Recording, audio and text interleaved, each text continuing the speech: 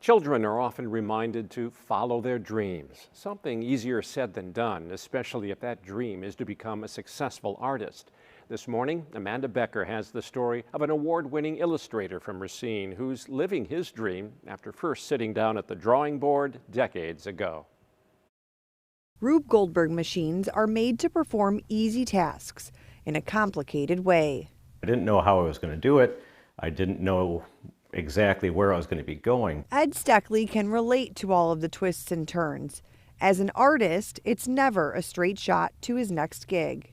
It's all about if they like it, they'll call you for the next job. And he couldn't have imagined that next job might be illustrator for Rube Goldberg books. There's Rube Goldberg, his best friend Pearl, and his other best friend Boob McNutt.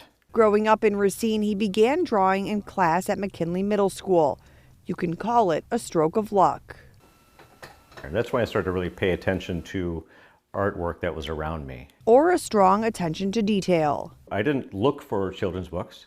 I saw an open door, an opportunity arose, and yes, I'll do that. I just always had my eyes open for an open door. And 7 years ago, that door was 30 Rockefeller Plaza Studio. 3 or 4 times a season, I'll get a call from SNL if they have a sketch that needs a drawing to either help elevate the sketch or to sell a punchline. I'm sorry, what are you guys doing now?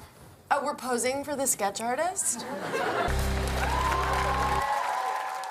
For some, drawing for Saturday Night Live might be the pinnacle. It's really cool because it's drawing funny. I get to do I get to draw like me. He pulls all-nighters to finish pieces in one day, but he can't just put the pen to paper. One thing I don't do, and I don't think is good for any artist to do, is to just look at something and draw it. You don't want to do it. You want to understand what you're drawing. Last Christmas, he was asked to draw 25 sketches featuring Owen Wilson in the next Cars movie, but he'd never seen Cars. Those are the all-nighters I was talking about. Where in the process is this, that you go digitally? This would be the early part of the process, the sketch phase. When I first started out, all the sketches were on paper, and basically I would say drawn the old-fashioned way. There was a time when, all right, crinkle that up, and start over and do it again. Hand sketching is how he learned to draw.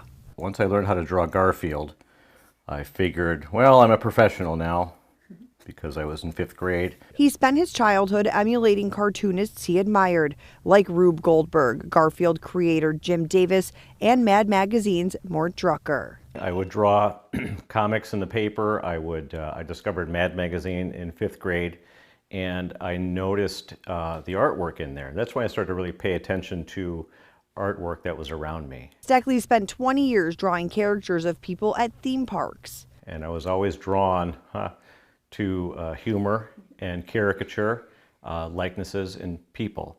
And that's just, there was never any option for me to do anything else. I'm very lucky. Before he was finally able to see his pictures in Mad Magazine. I do a lot of advertising work. That's the boring stuff that pays well. And on the flip side of that coin, I do a lot of work for Mad Magazine, which was always a dream of mine as a kid. And now that I work for Mad, it's still a dream. Had my first cover earlier this year. And it's not all glamorous. It's mostly long hours in his studio in his Racine home. Every job has required him to evolve, and he never says no. I had to learn how to color when I started doing these books. And it's been very gratifying and fun. People say you should have a job and then you should have a hobby. Mine's kind of both. What's next for him? As long as it's funny and he's drawing, he'll be happy. Frankly, when the job is done, it's really cool to hold that finished piece of art in your hand. I'm drawing for a living, and that's the dream. Yeah. You know, whether it's high profile or not, doesn't really matter to me.